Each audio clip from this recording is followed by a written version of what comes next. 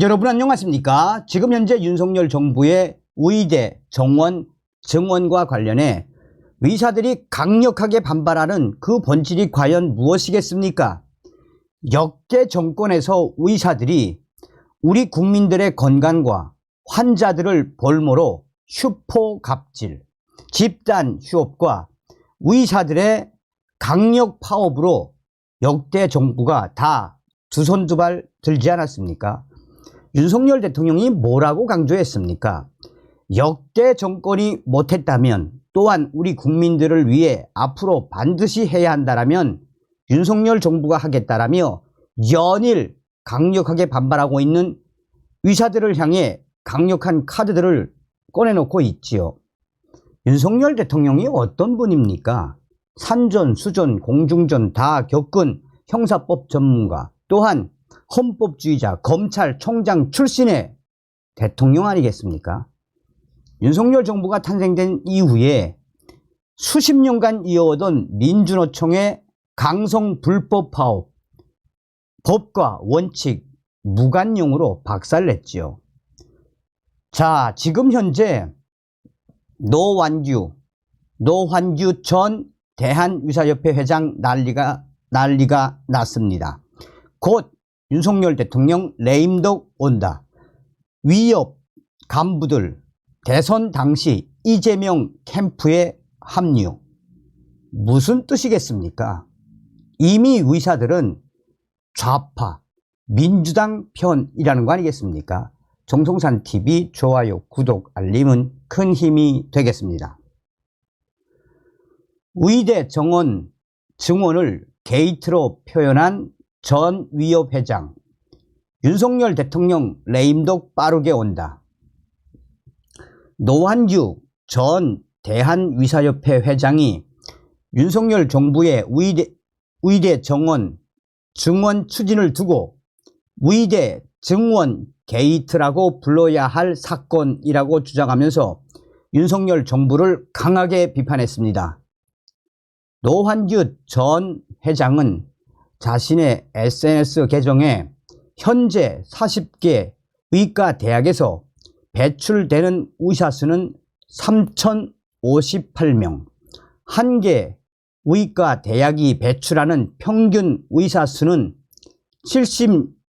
76.45명이라며 이번에 증원을 시킨다는 2,000명을 76.45로 나누면 26.16이라고 적었습니다. 그러면서 윤석열 정부가 의과 대학 26개를 1년 만에 한꺼번에 신설한다는 것과 다르지 않은 계획이라고 지적했습니다. 이어 동의가 되는가, 가능하다고 생각하는가 라고 반문하면서 이건 의대 증원 게이트라고 불러야 할 사건이라고 주장을 했습니다. 정부의 의대 증원 추진에 대한 여론에 대해서는 정부가 의사에 대한 악마화 작업을 지속해왔다라며 오랜 기간 작업을 해놓아 여론이 단기간에 바뀌기는 힘들지만 여론은 반드시 바뀐다라고 강조했습니다. 그러면서 윤석열 대통령의 레임덕은 반드시 빠르게 온다. 자업자득이라고 적었습니다. 정부와 의료계 간 대화의 시작 조건으로는 보건복지부 장차관 해임과 대통령의 사과가 전제되어야 할 분위기라고 적었습니다. 그 이후로는 모두들 정부가 깊게 찌른 칼에 이분 내상이 너무 심해서 그냥 돌아가기가 어렵다고 갈등의 책임을 윤석열 정부로 넘겼습니다. 자, 지금 이 기사에 1,800개 정도의 댓글이 달렸는데 거의 대부분 노환규 전 위협 회장, 당신 같은 사람이 의사여, 위협의 정체를 알게 됐다. 지금 대놓고 윤석열 대통령 탄핵하겠다라는 이재명과 똑같네.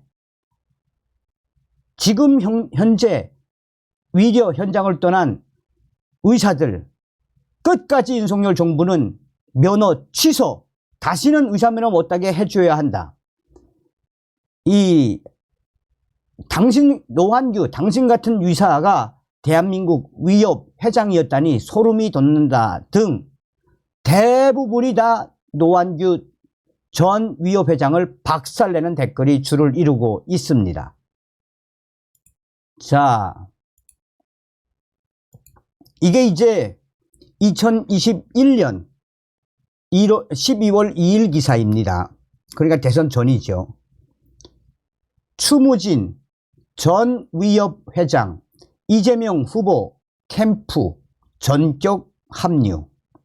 대한의사협회 추무진 전 회장이 최근 더불어민주당 이재명 대선 후보 캠프에 합류한 것으로 확인이 됐습니다. 2021년 12월 2일 위력계와 민주당 등에 따르면 추무진 전 회장은 이재명 후보 캠프 특보단장을 맡아 이재명 후보 측의 보건의료 정책의 전략 책사 역할을 맡은 것으로 전해졌습니다. 추 전 회장은 38대와 39대 위협 회장을 역임하고 지난달까지 한국국제보건의료재단 이사장직을 수행했습니다. 현재는 서울 메디 서울 이비인후과 위원을 개원하고 있습니다.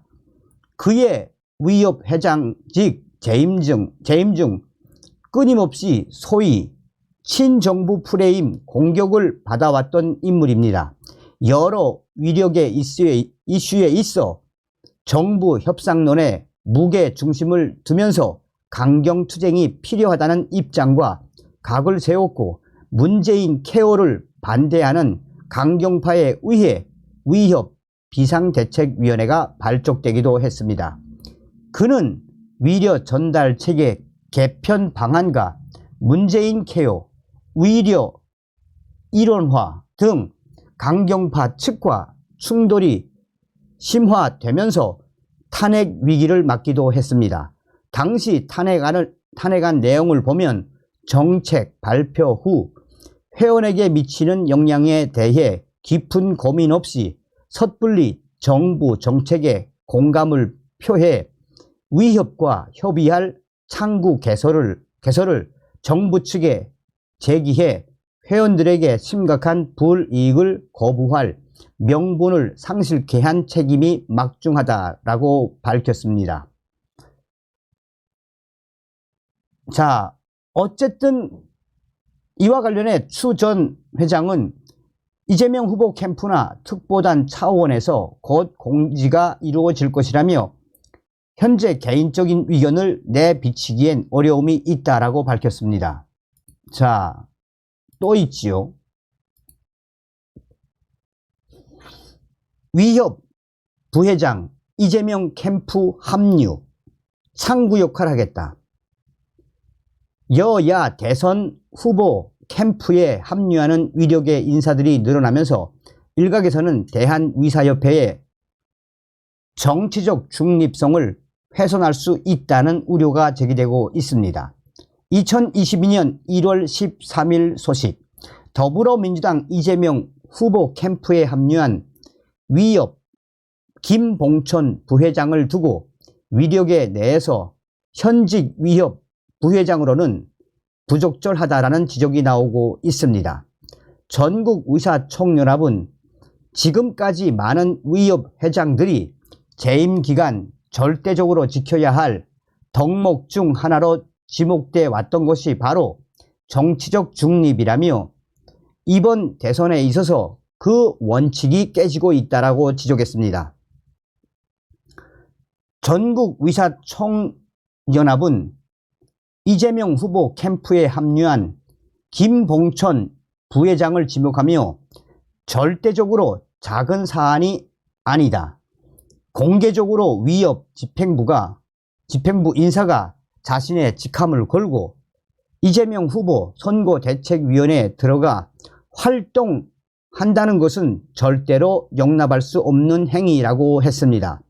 전희총은 이재명 후보가 공약으로 내세운 공공병원 확충, 공공의대 설립, 간호법 제정, 실손보험, 간호사 등을 문제로 지적하며 위력계와 반대 행보를 보이는 대선 후보의 선대위에 참여하는 게 말이 되느냐라고 했습니다.